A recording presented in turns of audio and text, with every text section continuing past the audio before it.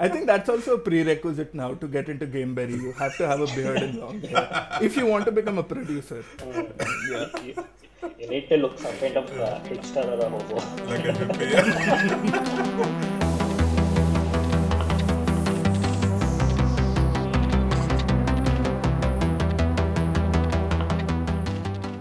Hello, everybody, and welcome back to the Berryvengers podcast. This is episode 9 of what was supposed to be the last episode. But as mentioned earlier in the previous episode, we had to make some changes midway through our plan for the whole series, and that required us to have a few more episodes. But nonetheless, as usual, make sure to check out our previous episodes as well. So we've had ones on game design, game art, marketing, development, UI, UX. We had an episode with interns.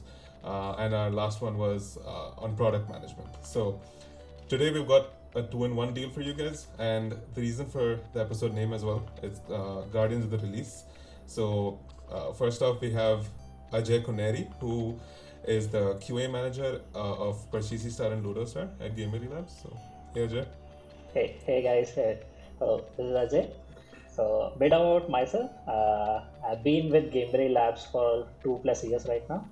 And I've been in the gaming industry for more than 10 years, like a decade or more. So come from a large gaming background and try and help improve the game from that perspective. Okay, all right. And next we've got Aditya Harikrishnan, who is a game producer for our new game Word League. So hey Aditya. Hey folks. So I'm Aditya. I'm a producer here. I've been working as a producer for over 3 years, and I've spent a little under a year and a half with Gameberry. Okay. So, yeah, and a little under a year and a half in gaming. Although I've come from a different setup which used the same sort of production atmosphere in producing an app, but this is my first foray into the gaming industry. Yeah. Okay. Awesome. Since we have two different roles, basically I'll be like kind of juggling the topics between the two of you rather than sticking to one at a time. So yeah, this'll be fun. So let's probably start off with QA.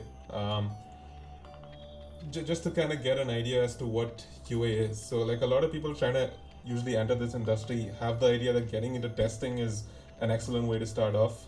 So yeah, what exactly is QA testing in mobile gaming, and like, is it just finding bugs or other like more layers or an in-depth process to it? So maybe you could shed some light on that. Right, for sure.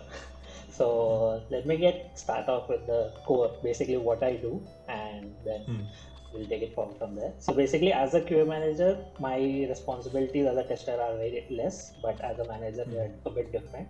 I take care more of the high-level responsibilities like resourcing, team management stuff, career growth aspects of each individual, right? And how do we leverage the tools? Like what kind of tools do we bring in so that the team is more efficient? High level, those kind of stuff. And it comes to testing, I think it's a good point that you brought, that it is like a gateway into gaming if someone is interested, right? I surely believe that is true because even from my perspective, I always wanted to get in gaming, and so I tried development first. That didn't work out. But I was adamant that I need to be in gaming, so I started off with testing, and now I'm here. So in terms of testing, it is pretty simple, right? First things first, you need to have that eye for detail. Okay, you need to understand the core mechanic of the game, the logistics behind it, right? The mentality of a user and all, like how would someone interact with a feature or a part of the game or something like that. It's more of a mental challenge basically initially to get adjusted to that kind of a role where you're not just playing the game, but you're also playing the game from a user's perspective and different users, like one person playing from 10 different user perspective and trying to see where an abnormality, like what we call as a bug, is just an abnormality which is not part of the design, right? That is the main perspective, like how do you think in 10 different ways to find those abnormalities. I think that's a perfect mindset when testers are there. It's a good way to come into gaming. Apart from that, I would suggest that I would also tell that it's not just finding bugs as a QA. So quality assurance is definitely a bigger term. It is not just quality is not equal to just bugs. So quality is also maintaining the experience of the game. So, or whatever the product, whatever it might be, it is also that. Apart from finding bugs, it's also how well are you able to convey the design to a user, right? That is where a QA would also benefit in understanding, right? If something is designed in a way, as a user, you need to understand that will this design give a proper perspective to the user, and you need to give feedback based on that. So all this are a very lengthy session. I wouldn't go into that, but so QA is two things, basically finding abnormalities and next think from a user perspective and give a good experience to the user. Okay. Yeah. I think that pretty much summed up what most of what QA, at least in gaming, is about. And I mean, we'll delve deeper in a little bit. But before that, Aditya, like in the last episode as well, like with the game producers, we talked about like a bit about the difference between what a product manager versus a project manager and a game producer, like what the differences are between them. Maybe for listeners that didn't get to listen to the last podcast, maybe you could shed a little bit of light on what the differences are between these, and also what exactly is your role, at least in Gameberry, for when it comes to game producing. What do you have to do? Yeah, so at a very basic level, the difference between like a product manager versus a producer or a project manager, I will delve into the latter differences as well. But yeah, at a basic level, the difference is a product manager pretty much defines what I want out of the app, right? So if you're designing an app right from the get-go, right from the scratch, you would be, as a product manager, you would be thinking, what is my app going to be like? What is the, larger genre of games that I'm going to be targeting? Right. And, what are the features that I need to kind of deploy there? And the job of a producer pretty much is to execute that vision, right? And look at it from a broader team perspective as to, say, and find out other details like how long is it going to take to execute it? What are the costs of executing it? Do you have the resources to execute it? What are the risks that you foresee in executing it? And how do you kind of mitigate that? And through that process, how do you kind of align with the team on that vision that you kind of have developed, right? So you try and get everybody on the same page. So that is pretty much the role of a producer. It's that of an executor plus planner plus somebody who has foresight. The latter bit sounds fancy, but it's literally just sometimes I go off of data, but sometimes I don't have data, so I just go off of gut feel. But it works. Yeah. Makes sense. Yeah, I know you won't always have data for every single thing, and especially if you're starting off with a new game. Especially when you're starting off. Yeah. Exactly. You have no idea about your user base and what kind of people you're getting. Yeah, that's true. So let me just put more context to that also. Like, according to Aditya plus how do we do it in LSPS also, right? So from production perspective for an established game, so it is kind of a defined structure over there, right? You have your goals to be achieved, right? You need you know that you're working towards something, and your deadlines also known. As a producer, you would know that something needs to go out by this to see the result of this by Y amount of time. So a little difference it comes when it comes from a new game development to a live op game.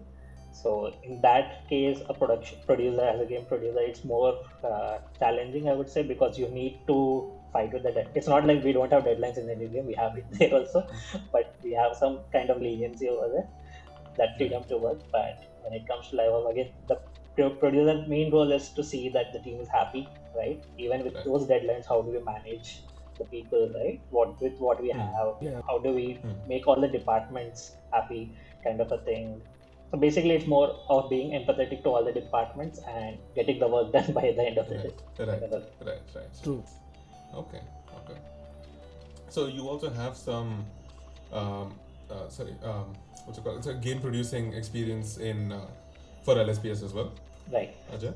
Right. So the production in our company basically started, I think, before me, but it was when I came in, basically it was the founding steps of production. How do we do it? So that is basically I was learning from my experience, and the core structure of Ludo and Purchase is what we have in production right now. The core flow of how things need to move from one department to other and all that stuff, that I helped in those setting up those processes and all. So now that Anand is here, I'm very thankful that he's taken up that role properly, and unfortunately we couldn't have him today. But yeah, so that is a very good point, in the sense that people are able to understand what the process is. People get their feedback. It's not like producer says something, oh, this is the process and we need to follow it. It's not like that. You need to have an opinion from everyone.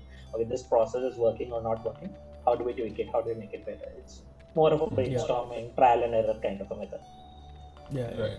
That essentially is a lot of our job. Identifying gripes from a lot of people, and seeing what are the changes that you can fit in immediately, seeing what are the changes that will take a longer time to kind of execute. But in the end, it boils down to, a lot of it also boils down to how are people working on the current process, how are they feeling about the current process, and do you need to pivot to a different aspect. Okay, cool. And Ajay mentioned Anand. He is someone who, for the listeners who don't know, he betrayed us in this episode. he was supposed to be here as well, but we'll get him next time. Don't worry. Yeah, exactly. He's too busy building up his body, man. you can't just take a gym bro out of the gym and put him in a podcast. We'll get him a protein shake next time. Yeah. Mandatory. Yes. I will tell him you have free protein shakes if you come for the podcast. So. Cool. And also, one weird thing I realized, I keep doing this when listening to you guys, and usually that's what I remember when people have beards, and I'm with two people with beautiful beards, and I'm the one doing this. So. You want us to do this? They just feel like as if you're plotting something. Like, no, it's like Shifu, like Master Shifu, and Master Shifu. Yeah. I think that's also a prerequisite now to get into Gameberry. You have to have a beard and long hair if you want to become a producer. You need to look some kind of hipster or a hobo. Like a hippie. have lack of hygiene, and you get into Gameberry basically. You're defining half of the gaming universe right now. True. Not just gaming. That's very true. You need to have the ability to sit on your ass for 8 hours, have like some dried packets of chips around you. Yeah. Like all these energy drinks with Monster and whatever else is there. Crazy. Okay, let's get back to the actual podcast. So, a lot of the gamers, when there's like a small issue or something, even I've also felt this, like at least before I joined the industry, when there's something small that needs fixing, and then I think that, man, why can't it just get fixed like really quick? Because it just seems like such a small thing, but then now I've seen like the amount of steps that things go through when a certain change is required, unless it like drastically probably reduces our like the game playability or the revenue or something, then something quick can be done. But otherwise it takes like a longer time, and QA plays like a big role in it, because you're basically trying to make sure that something that was screwed before isn't screwed up again, and so it's like basically fixing it. So QA majorly plays like a critical function in the working cog of how a gaming company works, so especially when it comes to multiplayer free-to-play games as well. So basically how does the whole process of this work in your views, right? And also if you could get into one more point of how game designing also kind of works in your role, if that does fit in. Right. So to come up with the first area where QA, how it fits in with the entire process in itself. Yes, as a QA, the main, at least in the gaming perspective, you know that you're not targeting to one particular kind of a client, right? When it comes to software, you know what kind of client you're targeting to, right? Or what kind of demographic. But gaming is such a versatile field that hundreds of different persona kind of a people try the game out. Even if they don't play it further, at least the trying aspect of it. It's more from a QA perspective to think in a persona level, right? Uh, Finding bugs is obviously the P1 part of the job, but how do you evolve is more from that perspective. Like how does game design or how does UX design fit into QA are from these areas. Like you just don't limit yourself as a QA person. We don't limit ourselves currently to just see that okay, this is not part of the design and this is not the issue. This is an issue kind of a thing, and it is more of a very thoughtful process that we are evolving into, where QA is branching out into different divisions or departments of game development. Currently, they think from a user perspective a lot, like how will this be conveyed to a user, plus how will the user understand it and use it, right? Plus, what is like a good UI or good bad UI, or what is like a good UX or what is like bad UX. They think from so we are evolving into a lot more department. I wouldn't say department, it's more of a branched department kind of a perspective where QA is getting involved with design in understanding the feature better, right? So and QA also suggests, I think in Gameberry it's quite often that QA suggests that even through a playtest and all, we suggest that this design is not fitting good. What if we do something like this? And we have brainstorming session. Okay, this is like a good feedback what we have, right? And we work on this kind of a feedback and improving that experience. And also if the coloring is not matching, like people are very used to that muscle memory of okay, this color relates to that, and that's where the UI UX team comes in, right? They have like a color coding system. Even from the QA perspective, they give their perspective. Your users muscle memory is this, their color memory is this, something like that. We need to maintain that kind of parity or something, that kind of uniformness whenever new items are being added. So I think as a QA team, it's been evolving over the ages in gaming. Earlier, it used to be just so this. Why I'm coming to this point, because I have come from a service-based background where the QA were only focused on finding issues with respect to the design or whatever the. Sorry, you said service-based background. Yeah. So service-based background is a bit different, and product-based background is a bit different. From a service-based, it is purely from the perspective of finding issues with respect to the design and getting your work done on time. It's more like a machine, cog machine, and repetitive machine. And you do get a chance to give your inputs and all, but you don't get to understand how does this input get taken with the other teams as well as such. Right? But when you're into a product-based company like Gameberry and all, QA has that opportunity, or any other product-based company, not just game. QA has that very good leverage of understanding the game development on a whole, right? And since all the games are very user-specific and they are very dependent on the actual user, so QA plays a major role not just in finding bugs, understanding the design, giving their inputs, and growing through the field. Basically, it's not limiting yourself to one kind of a department, but you're helping the other teams also realize, okay, in future we need to take care of these kind of cases or these kind of designs or something like that. So as a whole, I think it's a very good time for QA to be in game testing, so they can learn more right now. Okay.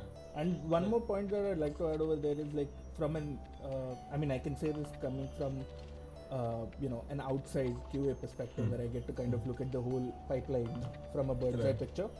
They're also the first point where you get an unbiased opinion of everything that you've designed and you've put into your game, right? That's essentially the first time that sure, in development testing also you see that, but there is a certain bias there, right? The bias being, I've developed my feature, it's as per spec, now let's kind of move ahead. So from a there's a little so when a feature comes to a QA desk, you get a completely implemented item, right? And that's your first line of unbiased sort of a review, as unbiased as it can be, considering you're still part of a team that is shipping out the same game. There are bound to be biases, but that's where you get to hear your first opinions as to what you've done. Right. Yeah, that's actually true. And so the service-based testing is basically like would mainly be external people that a company hires, right? Right. And they're just like people who just test out the thing. They don't Right. care about what you're doing with it. They don't care about anything. Just test it out. If it's working fine, then cool. And product-based testing is where they actually give a lot of opinion back to the Right. designers or PMs and stuff, right? Okay. That's 90% Exactly. of the industry. That's 90% of the service Okay. industry. There are those Okay. outliers who are really Right. kind of passionate about what Right, they want to do. Right. Yeah, I mean, like in my head, only product based makes sense. Like service based is just like why would you have that? I mean, I Starting get point. that. So- I mean, why would you not want feedback from that person? So there are As to- use cases for it. A service-based industry is very useful in the terms of large-scale testing, right? For example, any kind of a AAA game, or not even a AAA, Okay. AA or A-based game. So these games are worldwide and they have a huge impact on the Okay. ecosystem of players, right? Only a certain set of teams, let's say a set of 15 people to 20 people are testing, it wouldn't do the job because those 20 people can only think from like 200 people Right. person or something like that. But Right. when you give like a, let's say like a triple game, let's say for example mission in control game, right? Okay. You know that a mission in a control game is so complex that one person will take around X amount of days. So service-based industry fits in very properly over there, where you have multiple testers and each scenarios are given to them. Okay, Right. you are taking ownership of this area, you are taking ownership of this area, so that Right. also reduces the time to ship out a game, basically. So that's where Okay. a service industry is very helpful. You are also working towards releasing the game with a good quality, right? Okay. So a lot of people having eyes on it just makes it a lot of good effort in testing the game, getting more abnormalities known soon, and finally delivering the product in a good state, kind of a thing. Right. Okay. And- Okay. Yeah. And very Makes simply sense. put, like the reason as to why service-based testing is also because there is a huge market for it, right? Like, I want to test my game in other countries. Right, I'm not going to be able to do that by being in my studio. True. I need Yeah, people yeah. in different geographies testing Right. it. So that's DNS testing, and all of those are also very important parts of testing that you need to kind of sign off before you can release a product. Okay. Right. Damn, yeah. So, like, I'm pretty sure a lot of people haven't thought about testing, like, to this in this much depth. Yeah. It's So, It's yeah, actually very so- complex. Like there are many branches to it, but I wouldn't go into this podcast. Like you have Okay. so Yeah. one example from your previous question, like when you need input, what do you do, right? If services, you have certain set of tester groups, which is called a focus testing or something like. They Okay. are for that use. So many use case of testing areas or agencies are there which help you out with any requirement you have currently, but the only difference is when you're in a product and doing it, you will be more involved, your ownership level is more high, kind of. Right. Okay. There are lots of stakes. Yeah. Cool. And other than like for game production, I feel that's something like product management where you can't just like you come out of college and like I'm going to be a game producer. It feels like something where you need to be in the industry for a while, kind of understand a little bit about the different aspects of it, and then you get into game production. Is that how it works, or can you just straight out of college? No, I'm so okay. Here's how I look at game production, right? Like, a producer is generally a generalist, right? Okay. So you can't develop a generalized view of things immediately after you kind of get out of college. You can do apprenticeships, and all of those also help you kind of broaden your view and horizon. Right. But yeah, one of the things that really kind of help you being a generalist is when you kind of when you kind of move. So one of the ways I can expect anybody to kind of scale to a generalist is if they're a specialist for long enough, right? Okay. Like before I got into production, I was into content design and then game design. So Okay. I developed some expertise over there, and then I looked at the pipeline overall, and I saw, there is a lot more value that I can add to different aspects Right. of it, right? Right. In terms of whether some of the things that we're doing are redundant, and if I can make those processes a little better, and perhaps speeden up and tighten up, the entire pipeline. You have a lot of Right. those ideas. So that is when you kind of look at your whole pipeline from a bird's eye view, and that essentially is what being a generalist is, and Okay. that plays a big part in kind of identifying what production is and how I can become a producer. Right? That was pretty much my path to production, but there are also multiple other paths. Like for example, Anand used to be a QA, and Right. he's now a producer. It's Right. pretty much employs similar sort of a mechanic where you get deep into one aspect of your pipeline, you gain enough expertise on that, you see how everyone else functions, and you see what you can add to it. And generally, I mean, it requires your interest to be, it requires your interest to be aligned at like at some managerial leadership level. So Got it. if you have those skills, production is a great way to own it.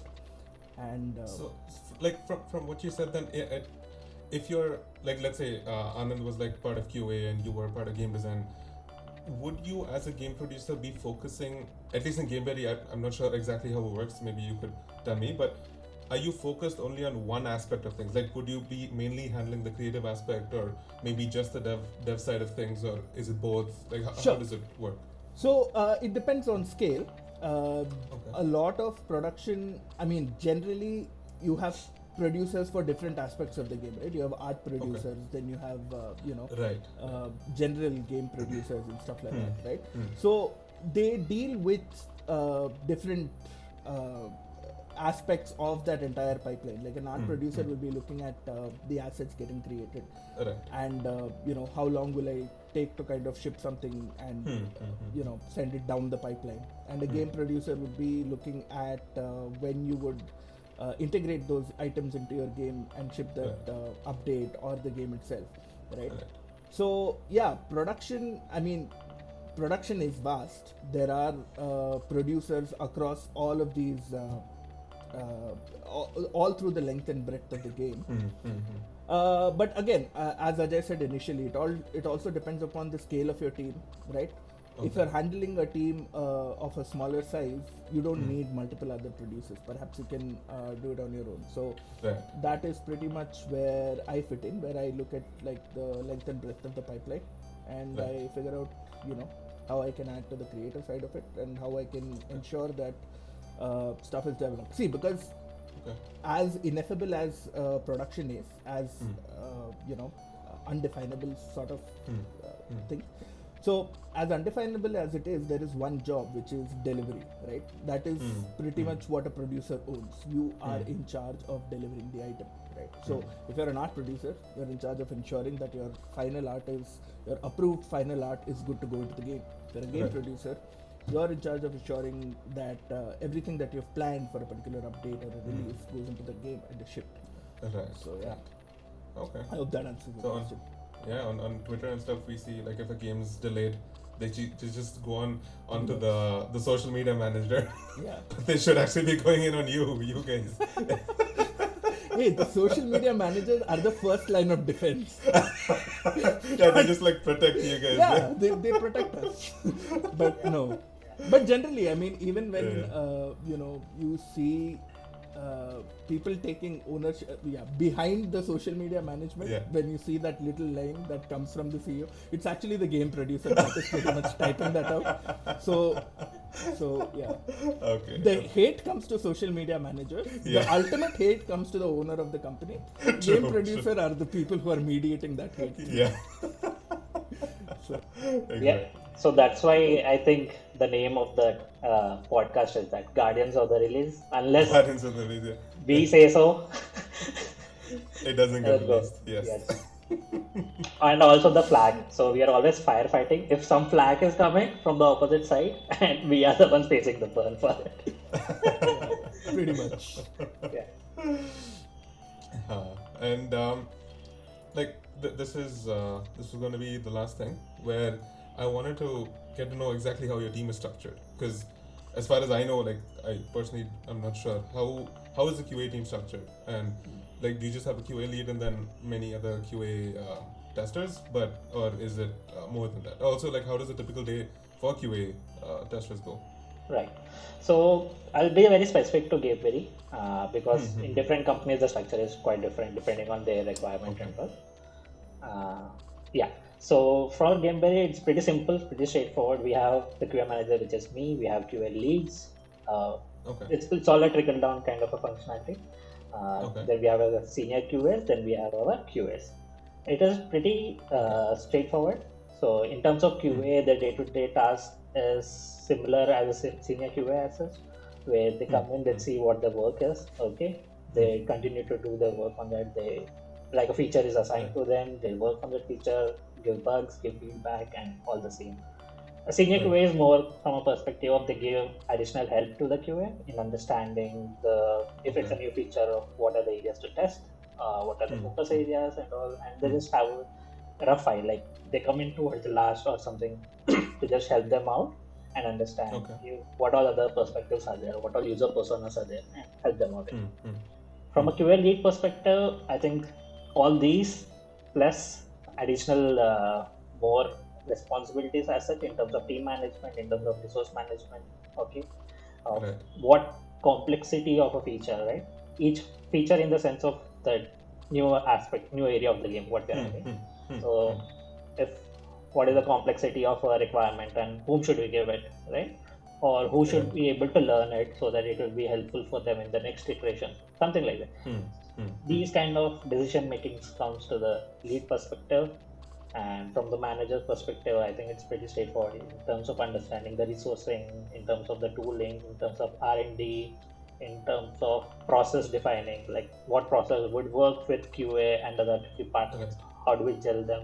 It's more of a managerial role where you get into all these things, and also from the individual perspective, like what are they getting to learn, what are their interests in, and how do I make them grow in a company kind of a way.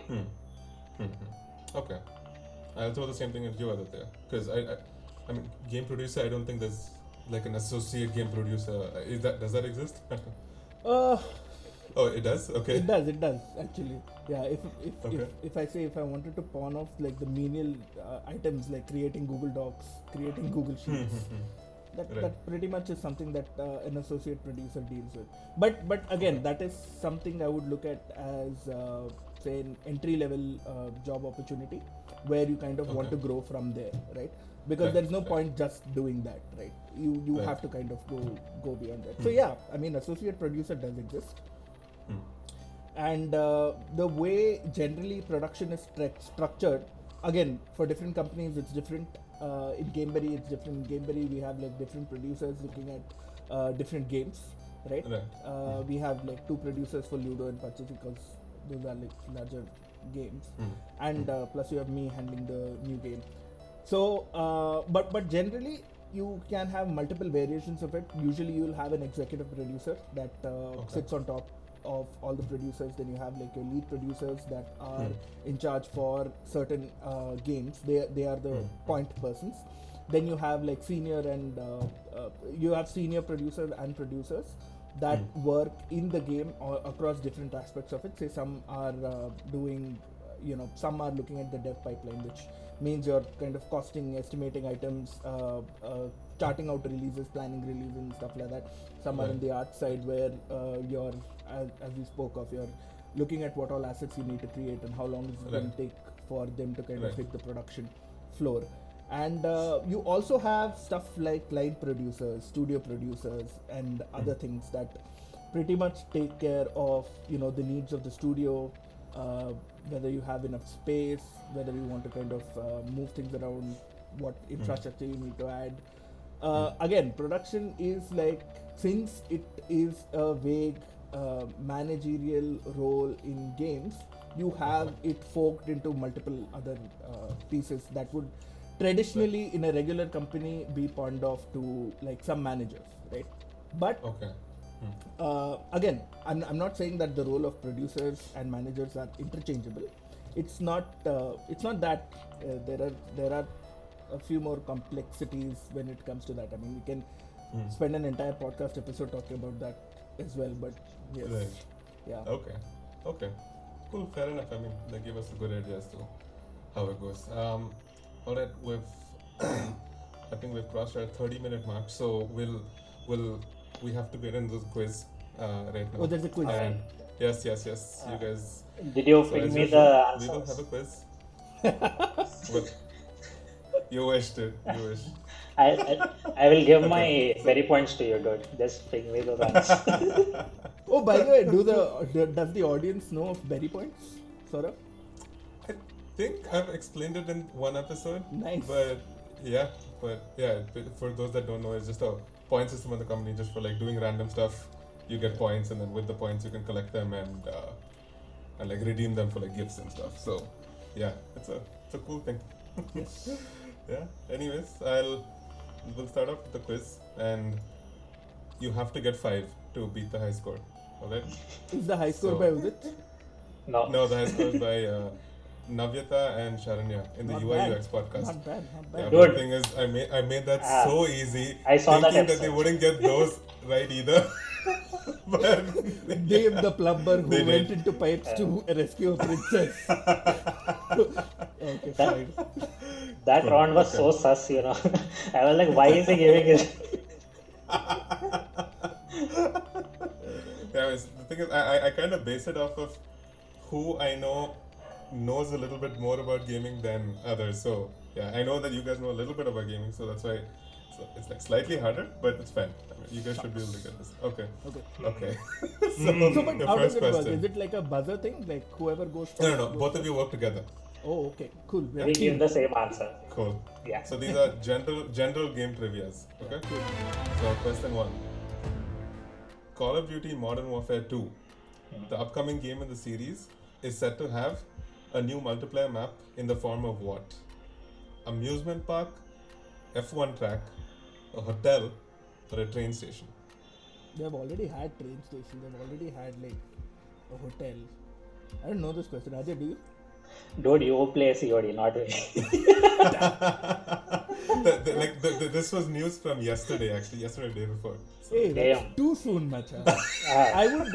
So there are train stations. There's a train station. There is a hotel. There is amusement park, and what's I the can fourth tell you, one? you can work this out if you know. There's amusement park. What's the fourth option? F1 track. I've actually sent it in the chat. I would.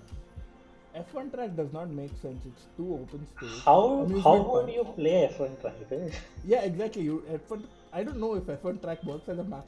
I mean, now that I think of it, there are a lot of cover spots. Dude, I would still go F1, with amusement park. F1 track would work because of the hype, I would say this. There's a lot of F1 hype going on. It is. Yes, there is a lot of F1 hype going on. US has released like 2 new tracks, I think, right? Miami and Vegas. Something like So that. I want to say F1 track, but I don't know. I Then would. go for it. Go for it, Alvi. You're the CEO. Fine. F1. F1 track? Yeah. Correct. Nice. It is an F1 track. Yeah. Like Awesome. from the screenshot that they showed, it looks pretty cool. So Yeah. I'm getting that game. So, yeah. Nice. Awesome. Cool. So I've question 2. played every Call of Duty game just for the campaign, man. Like that is Oh, yeah? one thing I will never miss. I've probably played every campaign except Infinite Yeah. Warfare. Yeah. Mm. Oh god, yeah. Don't You talk don't about need to play that. Infinite Warfare. Yeah, I know. Alright. Question 2. What is the name of the new Super Smash Brothers style of fighter game, which includes characters such as Shaggy, Batman, Okay. Arya Stark, I Bugs can Bunny? I can give you the answer without the options. Okay, tell me. Multiverses. Yes! Good job. Multiverses. So we need to Yes. get an extra point for this from But Saran. no, that's not how it works. But see, you guys are doing well already. It's not that hard. Cool. I think you'll get this one also because this is from the random channel on Slack, and Ajay reacted to it. Oh, damn. I think you know about it. Okay. Which game did an Indian team rank third in the first ever esports competition in the Commonwealth Games? Dota. Dude. CS:GO, Call of Dota Duty, 2. PUBG, Dota 2. Dota 2. Correct. Dota. Dota 2. Okay. You guys are on a roll. Okay. The next one a bit harder. It's Damn. not as easy. Okay. Fifth question. I hope you guys get this right. That'll be cool. Which game has taken the longest time to be released? This is a game producer Come question. on. It's Star Citizen, Team, right? I mean, Team do we... Fortress. do we- No. Okay. Okay, check out the options. So Team Fortress, Fallout 3, LA Noire, and Duke Nukem Forever. Duke Nukem Forever. Isn't it? Ajay, what do you think? I have no plan. Longest time to be released. To be Yes. released, I- right? Yeah. I don't think people were waiting for Duke Nukem. No, but they did announce like a Mhm. Duke Nukem after Duke Nukem was released, right? Or I don't know. I don't remember. Maybe I'm remembering it wrong.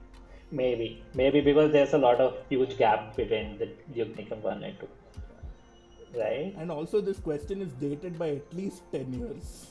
Like, if you look at all the options. But anyway, I somehow Yeah. feel it can Pretty be. old games.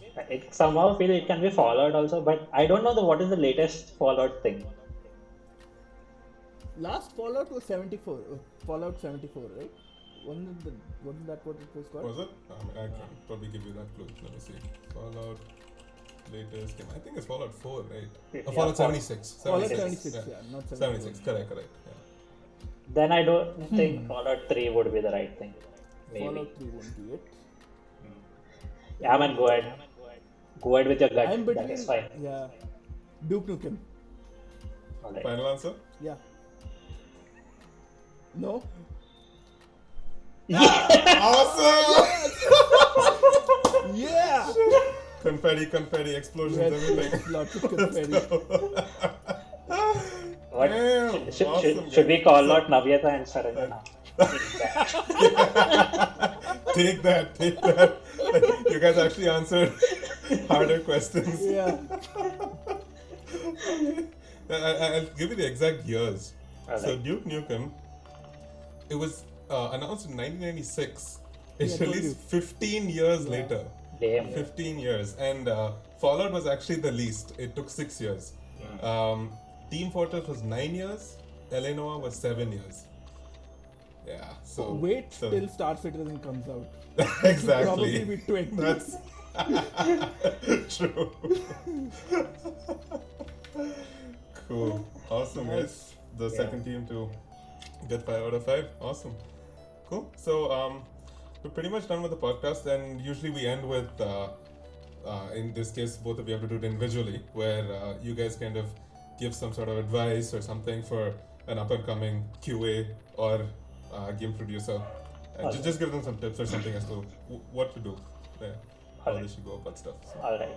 I'll get started with the QA stuff then. yeah, go for it. For a QA or for a new coming out of college people, right, who want to get into game testing in general.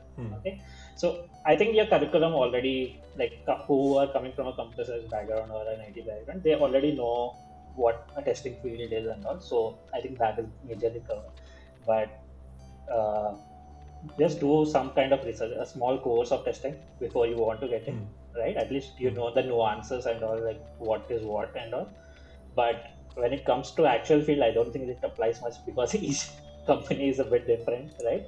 But it all depends on you. What you need to do is play games. Like if you want to get into game testing, you need to have that knack of playing games or trying out new stuff, not just games. Even if you want to go to software, just try out new stuff. Think from a different persona as such, like not just how you are using it, how would another person use it. Like for easiest example would be how would your dad use it, or how would your cousin use it, or something like that, right? Think of those nuances and see from a different perspective, and using an item get in. So it is pretty straightforward getting into game testing and all, right? There's always a requirement of testing, so I don't think that is a pain point as such for anyone. Only thing what is being tested for anyone new is how analytical are you, how logical are you. Okay, it is more on that basis, like are you able to think out of the box, what is your eye for detail kind of a stuff. So be more vigilant, I would say. That's it, nothing much more from Okay, awesome. Aditya? So, for a budding game producer, what I would say is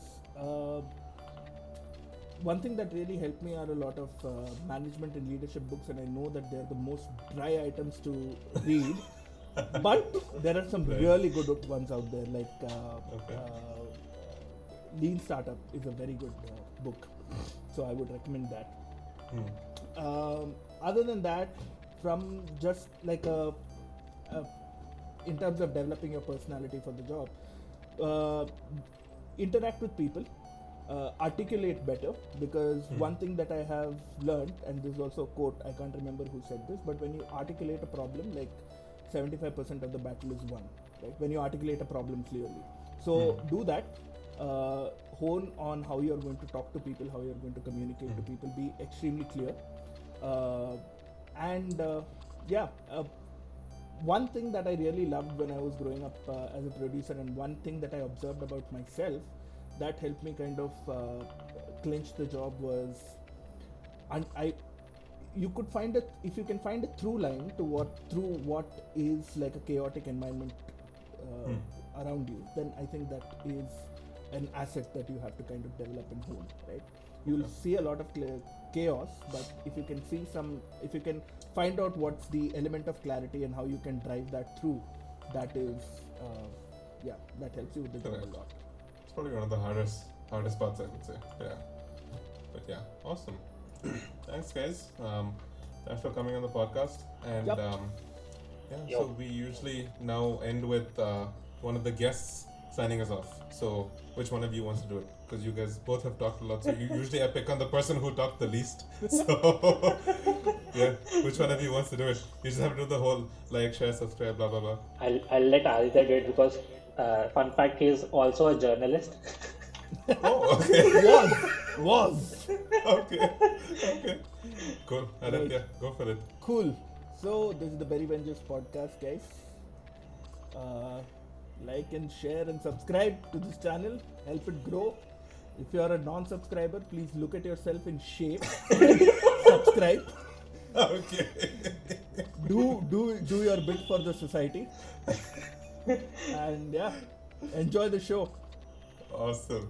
Well, on that note, see ya. Bye, folks.